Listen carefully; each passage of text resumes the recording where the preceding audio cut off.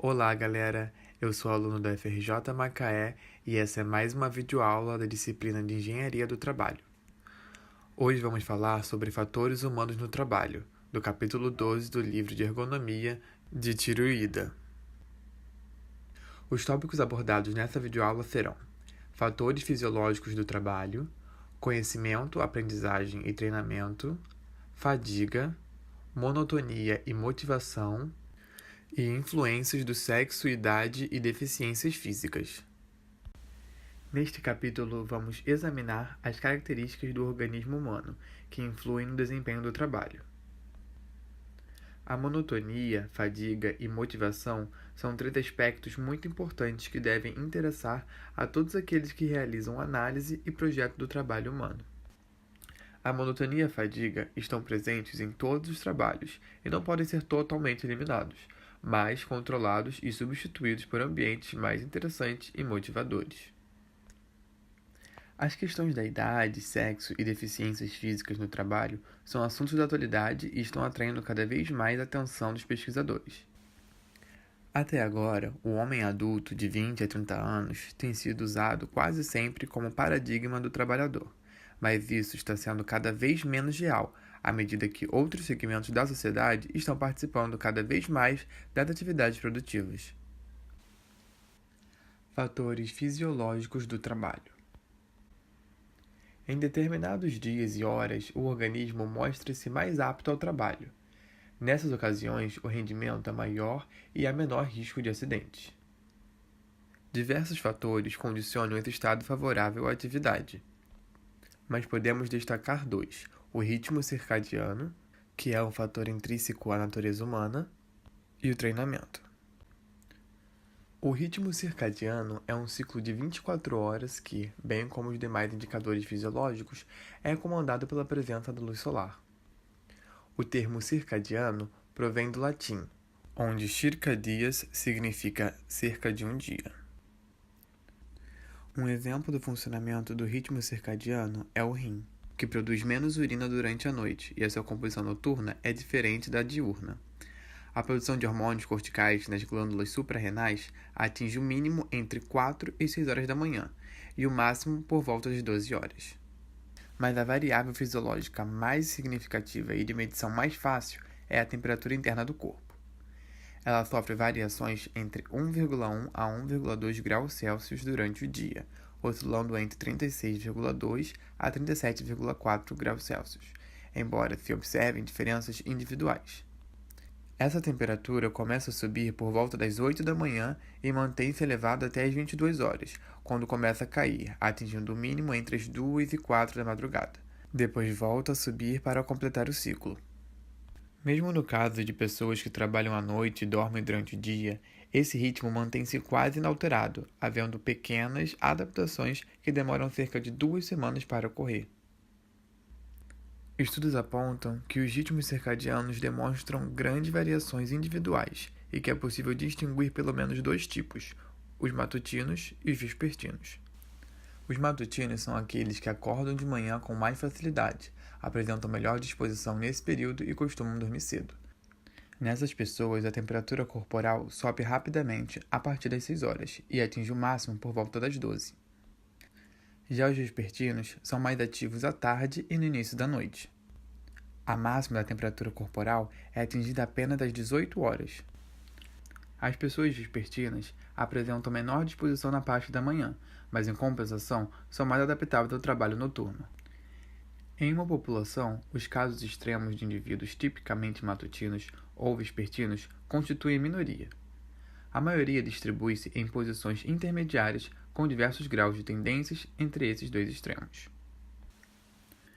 No estudo do trabalho, o ritmo circadiano tem grande importância, pois existem resultados comprovados de sua influência no nível de alerta e desempenho. Em uma usina sueca de gás que funciona ininterruptamente, registrou-se durante 19 anos os erros cometidos pelos controladores. Analisando a distribuição desses erros pelas horas do dia, constatou-se a existência de dois picos. Um entre as 12 e 14 horas e outro entre as 2 e 4 horas da manhã. O primeiro pode ser explicado pela digestão logo após o almoço. Já o segundo, pelo ciclo circadiano, quando o organismo apresenta os menores índices fisiológicos e, assim, está menos apto ao trabalho. Pode ser percebido também que às 3 da madrugada o número de erros chega a ser o dobro do que do turno da manhã. O tipo de alimentação também influencia diretamente no desempenho do trabalho. A ingestão de refeições pesadas provoca um amortecimento da vigilância devido à sobrecarga dos órgãos digestivos. Logo após essas refeições, o organismo apresenta baixos índices fisiológicos e, portanto, fica menos apto ao trabalho. Uma pausa para o almoço de 45 a 60 minutos é suficiente para esse período de digestão.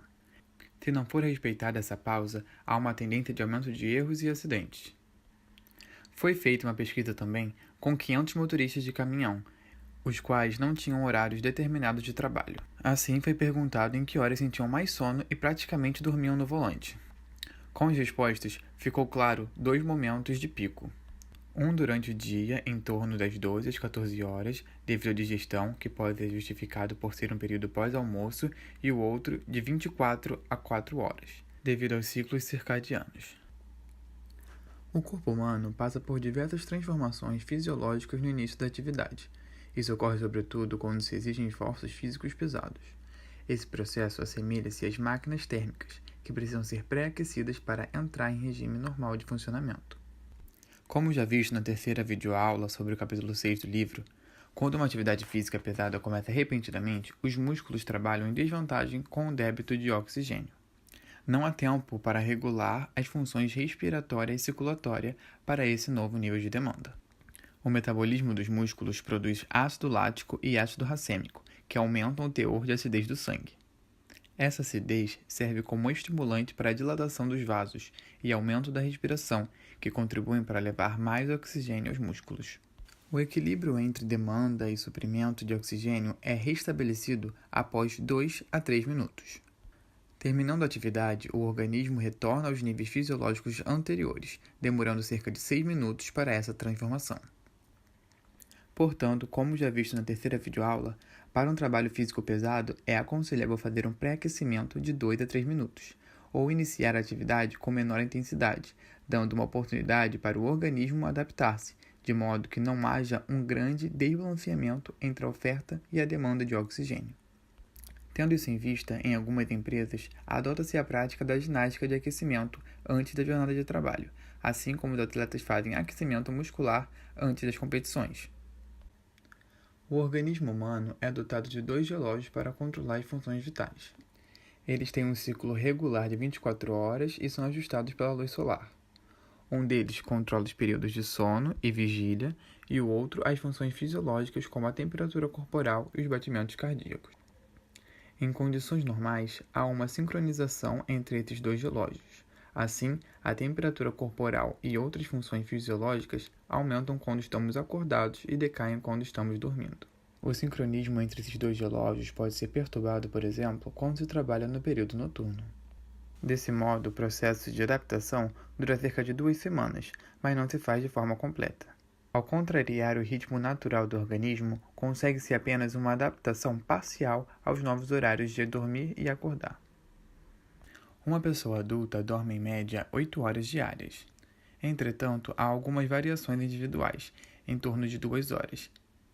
Mas também existem alguns casos extremos de pessoas que só precisam de 3 a 4 horas de sono para descansarem. Se uma pessoa dormir menos que o seu organismo exige, acaba acumulando um débito, que pode ser compensado nos finais de semana ou em dias de folga, de modo que a média diária seja mantida. O sono não é um processo homogêneo. Durante o sono, há uma sucessão de 4 fases: adormecimento, sono superficial, sono profundo e REM, que quer dizer Rapid Eye Movement. A primeira fase, de adormecimento, marca o início do sono, que dura de 1 a 7 minutos. Depois disso, há uma sucessão de outras fases que se repetem a cada 90 a 100 minutos. Na fase REM, o cérebro torna-se ativo como se estivesse acordado, os olhos movem-se rapidamente e os sonhos são frequentes. Nessa fase ocorre a máxima desconcentração muscular e a dificuldade em acordar.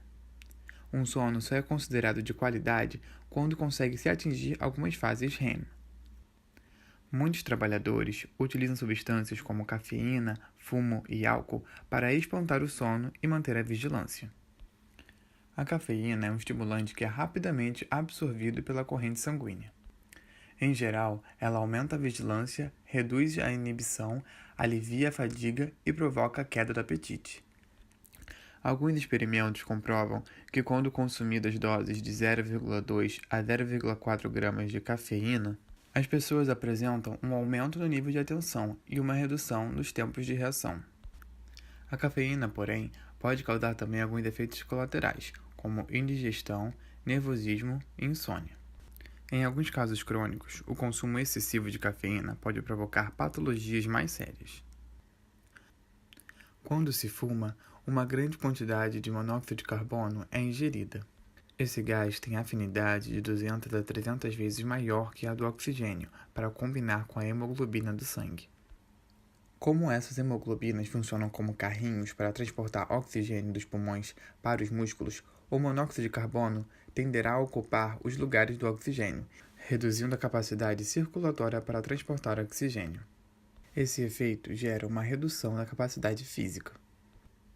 Além disso, o fumo contém uma grande mistura de substâncias tóxicas e cancerígenas que têm efeito depressivo e colaboram na redução da capacidade física dos fumantes. O álcool, uma vez ingerido, passa facilmente para a corrente sanguínea e chega aos órgãos como cérebro, pulmões, fígado e rins. O teor máximo de álcool no sangue ocorre meia hora após a sua ingestão.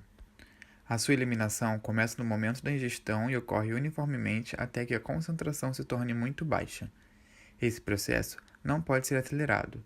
Se o volume ingerido for grande, pode demorar 6 a 8 horas até que o fígado tenha tempo suficiente para eliminá-lo. O álcool destilado é absorvido mais rapidamente que o da cerveja. Se for acompanhado de alimento, o ritmo de absorção pode ser retardado.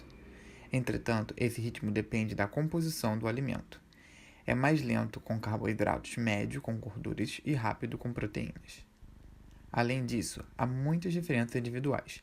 Mulheres, pessoas obesas e idosas são mais suscetíveis ao efeito do álcool. Há também influência do ritmo circadiano. No início da tarde, quando o organismo está mais ativo, o seu efeito manifesta-se mais rapidamente do que à noite. Em doses muito pequenas, de até 0,01% do volume do sangue, o álcool pode ser benéfico ao sistema cardiovascular. Porém, a partir disso, começam a aparecer os efeitos nocivos, agravando-se a partir de 0,07%. A concentração acima de 0,1% no sangue provoca depressão e mudanças de humor, como gargalhadas ou choro compulsivo. Ao 0,2%, a perda de controle emocional e o estado de coma advém aos 0,4%. O álcool afeta tanto o sistema neurológico como o muscular. No sistema neurológico, o álcool retarda a transmissão dos impulsos nervosos nas junções sinápticas e afeta o córtex cerebral, causando falhas na memória, distúrbios de linguagem e descontrole motor. A sensibilidade tátil é reduzida, assim como a olfativa. A capacidade visual e auditiva são as menos afetadas. Contudo, em tarefas complexas observam retardamentos e há maior incidência de erros.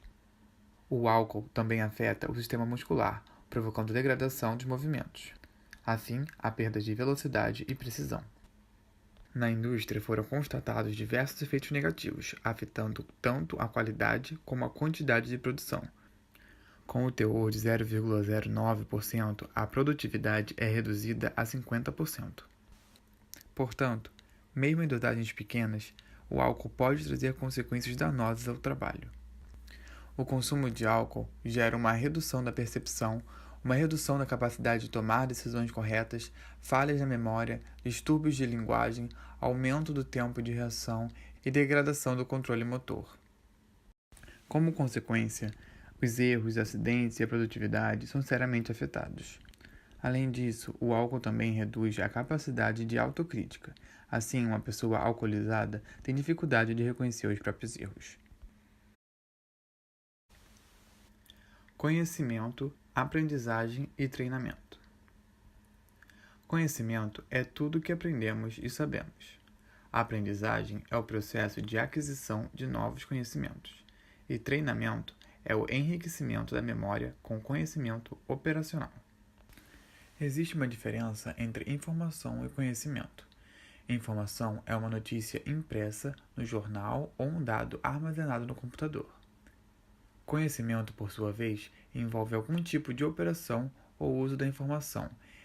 Ele está armazenado na memória de longa duração e pode ser de caráter declarativo ou operacional, como visto no capítulo 9. O conceito de conhecimento pode ser estendido às organizações. Assim, uma organização, como uma empresa, adquire conhecimentos, armazena-os e os usa em suas operações. A gestão do conhecimento lida com a aquisição, armazenamento e recuperação das informações, para que possam ser utilizadas quando necessárias. A aquisição é a tarefa de capturar a informação, codificá-la e armazená-la de forma estruturada. A recuperação é a tarefa de buscar a informação armazenada na ocasião em que se necessita dela. Para isso, é preciso filtrar e selecionar somente aquela informação relevante para o usuário, seja ele individual ou organizacional. E personalização é o uso da informação nos contatos pessoais. Isso é facilitado, por exemplo, pelo uso de um vocabulário padronizado para designar os mesmos conceitos dentro de uma área de trabalho. Atualmente, a maioria das empresas usa sistemas informatizados, e o volume de informações disponíveis é muito grande. O excesso de informações pode ser prejudicial. Em vez de ajudar, acaba atrapalhando. Então, o maior problema está em estabelecer um critério adequado para as 3 etapas citadas. O sucesso de um trabalho em equipe depende muito das comunicações entre seus membros. Isso se torna mais importante à medida que a complexidade dos sistemas vai crescendo e muitas decisões devem ser tomadas. Programadores que fazem parte de uma mesma equipe trocam muitas informações entre si, usando basicamente 3 meios: comunicação pessoal, telefone e internet. A comunicação pessoal é mais eficaz para os aspectos estratégicos e criativos. Ela deve ser usada principalmente na fase inicial dos trabalhos, para que o objetivo fique bem claro para todos, inclusive a atribuição das tarefas e responsabilidades que cabem a cada participante. Já o telefone é usado para informações mais superficiais, para confirmar uma informação ou esclarecer dúvidas. A internet é eficaz para os detalhes técnicos e operacionais, podendo incluir, além da linguagem, imagens, gráficos e desenhos. Outra vantagem da internet é a possibilidade de guardar a informação para uso posterior. Aprender significa adquirir conhecimentos e armazená-los na memória de longa duração. O processo de aprendizagem geralmente começa com uma apresentação verbal da informação, onde se descreve como deve ser realizada a tarefa. Essa informação é armazenada em forma declarativa. Com o treinamento na execução da tarefa, o conhecimento passa a ser operacional. No processo exploratório, o usuário procura imagens que possam estar relacionadas com a tarefa que pretende realizar. Isso indica que a interface deve ser projetada de modo que as imagens apresentadas estejam relacionadas com essa tarefa. Para facilitar a aprendizagem exploratória, o projetista de sistemas deve partir de modelos mentais que já existem no repertório dos aprendizes.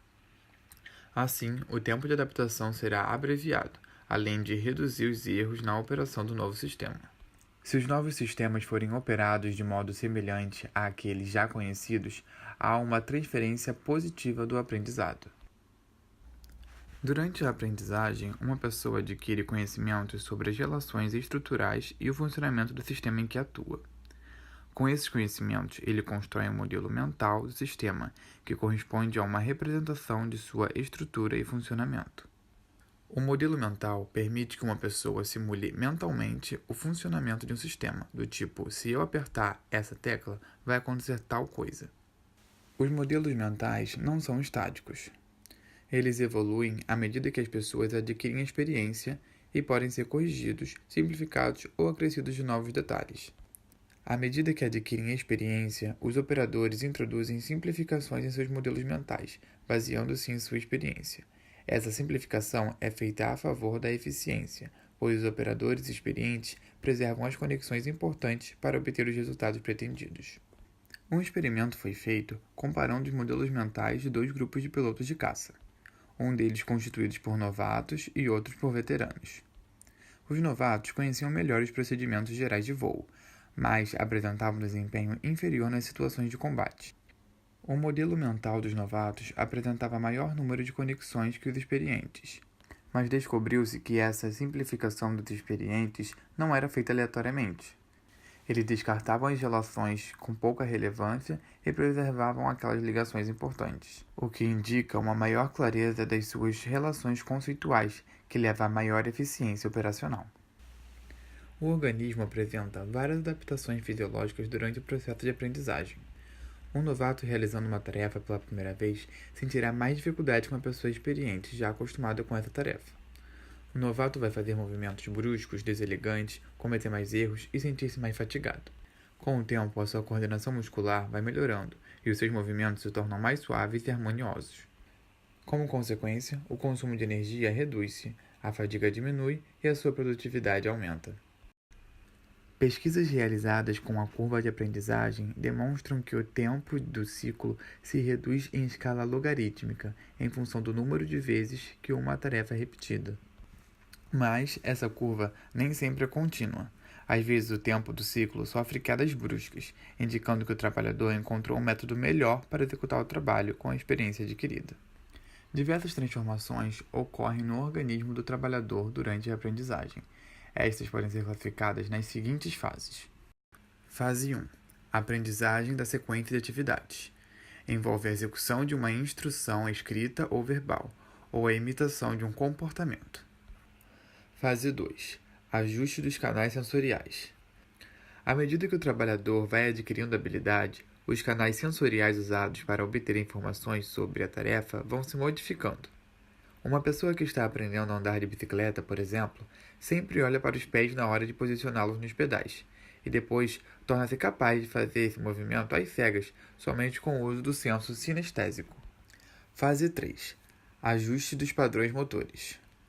Associado ao ajuste dos canais sensoriais, ocorre um ajuste dos padrões motores, como uma seleção mais adequada dos movimentos corporais, como a escolha do dedo correto para cada manipulação. Fase 4. Redução da atenção consciente. Nessa última fase, o trabalhador passa a executar a tarefa automaticamente, com necessidade de poucas informações, podendo dizer que ele passa a operar a tarefa no piloto automático. Fadiga. Fadiga é o efeito de um trabalho continuado que provoca uma redução reversível da capacidade do organismo e uma degradação qualitativa desse trabalho.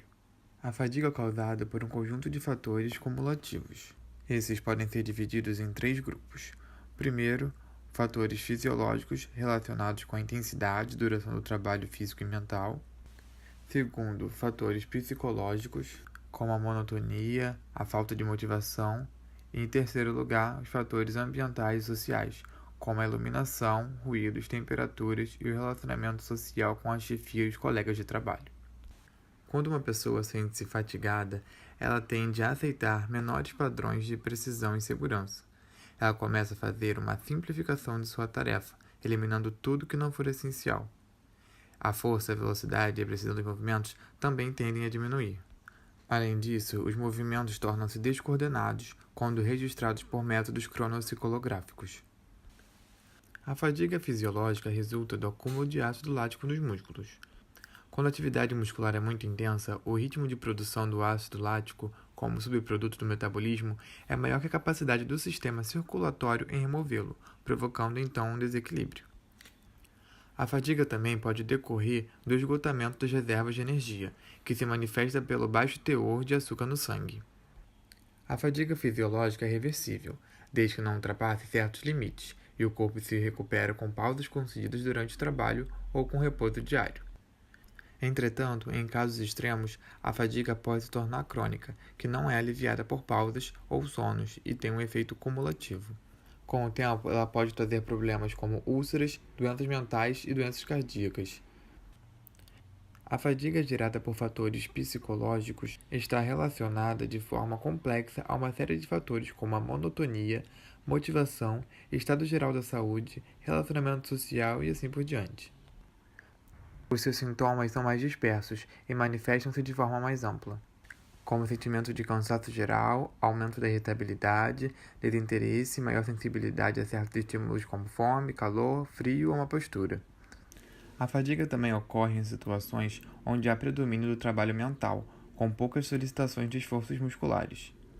Por exemplo, pessoas executando operações aritméticas repentinamente, após algum tempo, sofrem lapsos ou bloqueios que vão se tornando mais frequentes com o aumento da fadiga, ao mesmo tempo que os erros também crescem. Existem muitas diferenças que influenciam no aparecimento de fadiga, como diferenças de estrutura física e treinamento, além de fatores psicológicos como personalidade e autoconfiança. A fadiga muscular pode ser medida objetivamente usando o ergógrafo de Mosso, o qual registra a contração máxima de um dos dedos da mão a um ritmo constante. O perfil da curva assim obtida chama-se ergograma. Alguns psicólogos experimentais fizeram extensas pesquisas sobre esses ergogramas, tendo-se chegado às seguintes conclusões. Perfil individual. Cada pessoa tem um perfil típico do ergograma que se mantém mais ou menos inalterado mesmo após vários anos. Máximo controlado. As pessoas nunca exercem a sua força máxima no limite de sua capacidade física. E tipos característicos. Há pelo menos 2 tipos característicos de indivíduos quanto ao comportamento da fadiga.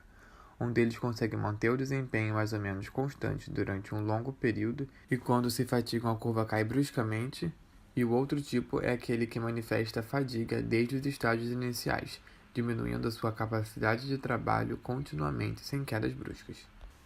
A fadiga é um dos principais fatores que concorrem para reduzir a produtividade.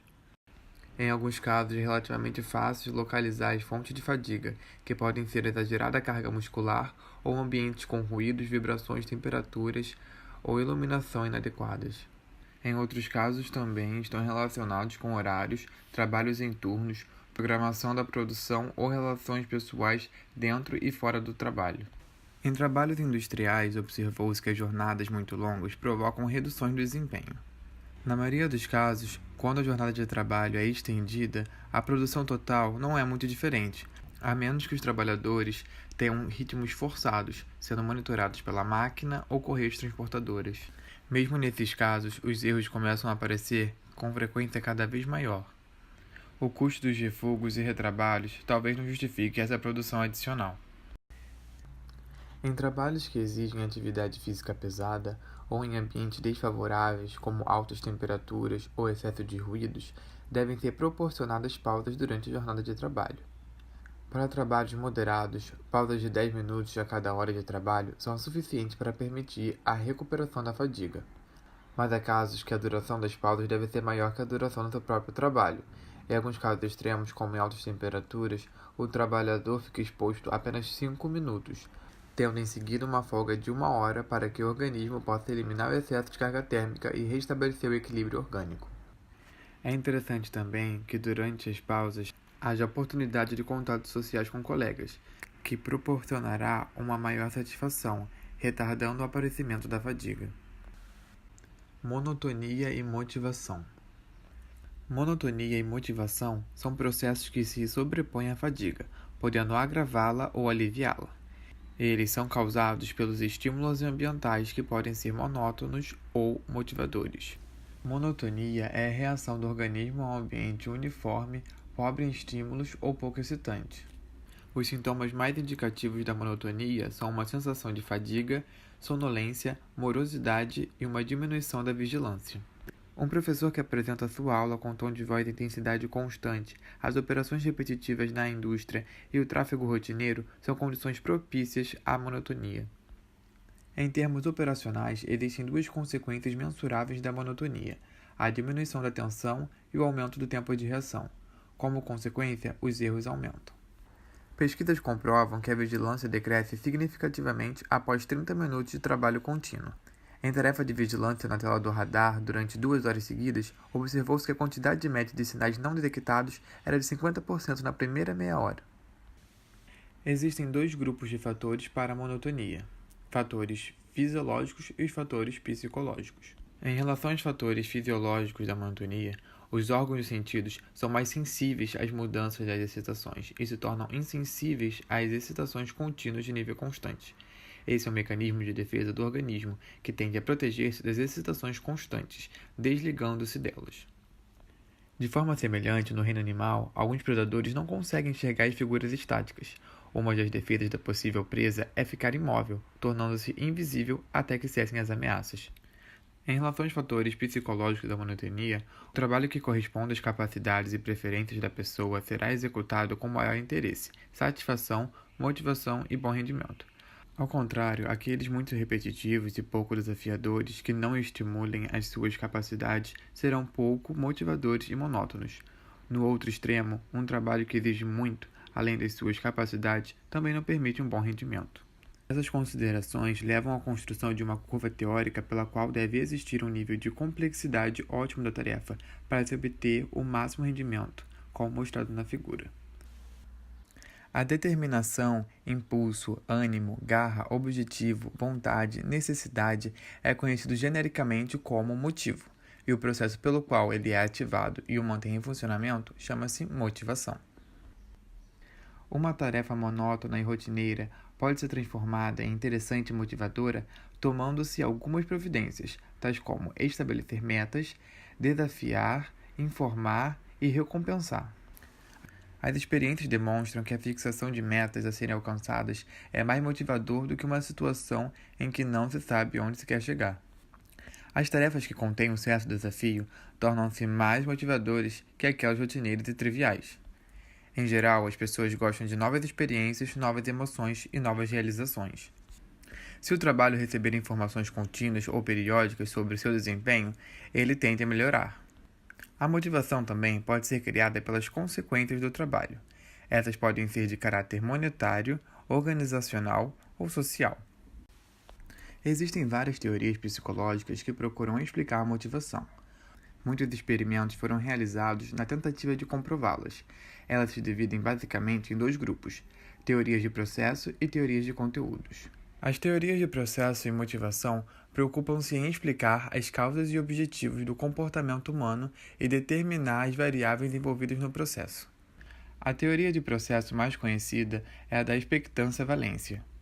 Segundo essa teoria, o comportamento humano dependeria de uma avaliação subjetiva da expectância frente à sua valência, onde a expectância seria uma avaliação subjetiva das chances ou probabilidades de sucesso que uma pessoa faz antes de iniciar uma tarefa.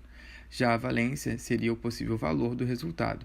Isso seria a razão pela qual a pessoa acha que vale a pena realizar a atividade.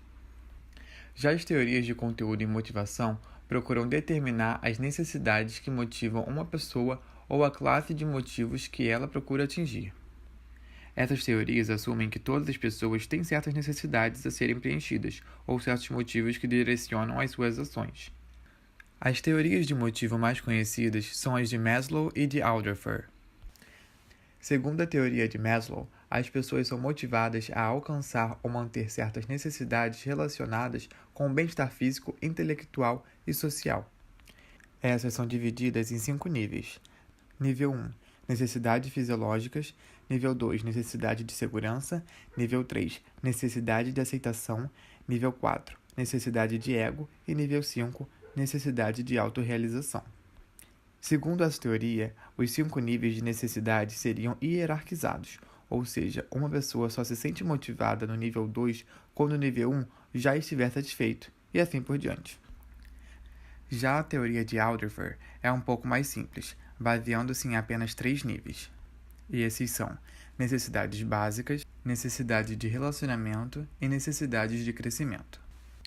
Resumindo, pode-se dizer que as necessidades de nível 1 são de natureza biológica, as de nível 2 de caráter social e aqueles de nível 3 de poder e dominação sobre os demais. Outro estudo bastante significativo foi o de Herzberg, que entrevistou 1.685 trabalhadores perguntando as causas de maior satisfação e maior aborrecimento deles no trabalho. As maiores causas de satisfação foram realização, reconhecimento pela realização, o trabalho em si, responsabilidade, avanço e crescimento. Os maiores fatores de insatisfação levantados foram política e administração da empresa, supervisão, relacionamento com o superior, condições de trabalho, salário, relacionamento com os colegas, vida pessoal, relacionamento com os subordinados, status e segurança. Note que os fatores de insatisfação não são necessariamente opostos aos de satisfação. Se não existirem, geram insatisfação, mas se existirem, nem sempre são fontes de satisfação.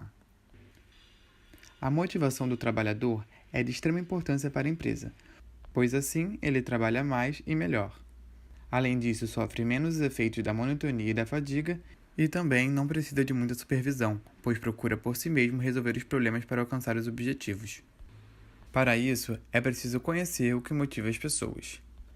Dois aspectos considerados de maior motivação são salário e reconhecimento.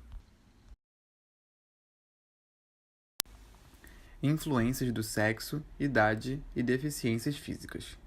Hoje em dia, infelizmente, há muitas discriminações e preconceitos ao trabalho de mulheres, pessoas idosas e aquelas portadoras de deficiências. Em muitos países, houve avanços na legislação coibindo essas discriminações e, nos casos das mulheres, idosas e deficientes, há leis especiais protegendo-os. Durante séculos, as mulheres ficaram confinadas ao lar, dedicando-se aos afazeres domésticos e à criação dos filhos. A industrialização, o avanço tecnológico e a evolução da sociedade liberaram as mulheres para outras atividades produtivas. As mulheres não se distribuem igualmente em todas as funções. Ao contrário, estão bastante concentradas em atividades de educação, saúde, comércio e trabalho de escritório. Em algumas profissões, como no ensino fundamental, a presença delas é quase absoluta. Na indústria, a presença delas é maior no setor de alimentos, têxtil e eletrônica. Entretanto, no mundo em que houve predominância masculina durante tanto tempo, ainda existem muitas máquinas, postos de trabalho e sistemas adaptados somente ao mundo masculino. Isso é semelhante ao caso dos automóveis, que foram dimensionados apenas para os homens até a década de 50, porque só eles dirigiam. Hoje em dia, as mulheres passaram a ser parte expressiva do mercado de trabalho. Entretanto, a participação das mulheres segue menor que a dos homens. Homens e mulheres não apresentam diferenças quanto à capacidade intelectual, mas são significativamente diferentes em suas funções fisiológicas, capacidade cardiovascular, forças musculares e dimensões antropométricas.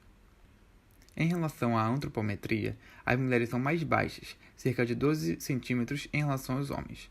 O problema é que as mulheres muitas vezes precisam trabalhar com máquinas, postos de trabalho e acessórios de uso individual que foram projetados para o uso masculino, mesmo naqueles casos em que há predominância de mão de obra feminina. A falta da adaptação a esses equipamentos torna o trabalho mais difícil e mais fatigante para elas. No que diz respeito à capacidade física, as mulheres têm uma capacidade muscular de aproximadamente 60 a 70% do homem. A capacidade pulmonar também é um pouco menor, cerca de 70% dos homens. Uma grande diferença fisiológica entre o homem e a mulher é a menstruação. Cerca de 30 a 40% das mulheres são afetadas pela síndrome da tensão pré-menstrual, conhecida como TPM. Alguns estudos, não completamente comprovados, tentam medir o efeito do ciclo menstrual sobre a produtividade. Entre as atletas olímpicas, 17% delas acreditavam que tinham um desempenho inferior no período pré-menstrual e 15% afirmaram que não conseguiam um bom rendimento durante a menstruação. Em resumo, pode-se dizer que homens e mulheres podem se complementar no trabalho, cada um executando atividades mais adequadas à sua capacidade física. Se os homens têm mais força física, as mulheres se adaptam mais facilmente às tarefas que exigem atenção em pequenos detalhes. Em geral, elas são mais cuidadosas e se envolvem menos em acidentes. A idade média da população tende a aumentar em quase todos os países do mundo.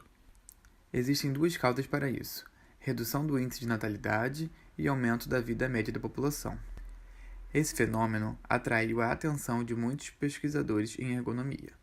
Eles procuram entender melhor o processo de envelhecimento para que o trabalho possa ser adaptado ao mesmo. Assim, pode-se ampliar o período produtivo na vida das pessoas. O processo de envelhecimento provoca uma degradação progressiva da função cardiovascular, forças musculares, flexibilidade das articulações, órgãos dos sentidos e da função cerebral. Entretanto, o envelhecimento não ocorre uniformemente para todas as funções fisiológicas. Em relação à antropometria, a estatura das pessoas começa a diminuir gradativamente depois dos 50 anos. Há uma redução dos alcances e da flexibilidade, especialmente dos braços.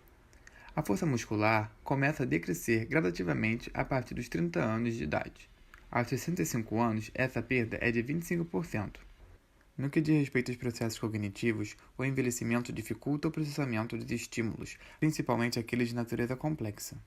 Com a idade, a visão também é prejudicada, pois reduz a transparência do cristalino, diminui a elasticidade e afeta os músculos que controlam a sua forma. A capacidade auditiva começa a declinar já por volta dos 20 anos, mas torna-se mais evidente a partir dos 50. Nessa idade, começa a aumentar a dificuldade de identificar sons de baixa intensidade ou fazer discriminação entre vários sons. Contudo, é bom lembrar que todos esses sintomas de envelhecimento devem ser vistos como uma das faces das diferenças individuais entre pessoas. Há pessoas de 60 anos de idade com tanta força e disposição para o trabalho quanto outra de 20 a 30 anos. Com a redução da capacidade de receber e processar informações das pessoas de maior idade, surge uma tendência de estreitar o campo de interesse e ignorar certos eventos. Isso pode contribuir para reduzir a dispersão e aumentar a concentração e a confiabilidade dos resultados. Os postos de trabalho devem ser adaptados aos idosos. As ferramentas e materiais de trabalho devem ser colocadas mais próximas para facilitar o alcance e reduzir os movimentos corporais. Se possível, deve-se reduzir a complexidade das informações, eliminando-se as informações irrelevantes e reforçando aquelas importantes. Também, a intensidade dos estímulos, assim como a luminosidade no local de trabalho, devem ser aumentadas. Pessoas deficientes são aquelas que não podem exercer plenamente as suas aptidões físicas, em consequência de doenças, acidentes ou causas congênitas. Cada deficiência apresenta um quadro próprio de deficiências, que em geral podem ser classificadas em os que dependem permanentemente de cadeira de rodas, os que usam pernas mecânicas, muletas ou bengalas, os que são parcial ou completamente cegos, os que são parcial ou completamente surdos, os que têm lesões no sistema nervoso central e as diversas deficiências provocadas pela idade avançada. Estima-se que existam cerca de 5 a 6% de deficientes em uma população. Muitos esforços são feitos no sentido de integrá-los melhor à sociedade e capacitá-los para o trabalho. Para que pessoas deficientes possam desempenhar melhor seu trabalho na indústria, o trabalho pode ser adaptado mediante escolha adequada da tarefa, treinamento e adaptações dos postos de trabalho. Da mesma forma que existem os automóveis para paraplégicos, como todos os controles manuais sem pedais, na indústria também podem ser feitas adaptações semelhantes nas máquinas. Frequentemente, pessoas com deficiências visuais são contratadas para o trabalho de inspeção e montagem nas indústrias, com a adaptação dos locais de trabalho. Por exemplo, colocam-se anteparos para os movimentos manuais, indicando o posicionamento das peças. O código Braille pode ser aplicado em instrumentos, como gabaritos de controle de qualidade. E as informações de feedback podem ser proporcionadas pelo canal aditivo. O avanço da computação gerou muitas facilidades para os deficientes. Hoje, já existem muitos programas de software para ajudá-los em vários tipos de tarefas. Além do mais, o computador pode ser operado com poucos movimentos, disposição da escrita manual, manipulação de papéis ou uso de telefones. Então, essa foi a nossa videoaula de hoje. Muito obrigado por assistir o vídeo até o final. E qualquer dúvida ou comentário, pode escrever lá que a gente vai responder. E não esquece de curtir o nosso vídeo e se inscrever no canal. Valeu e até a próxima!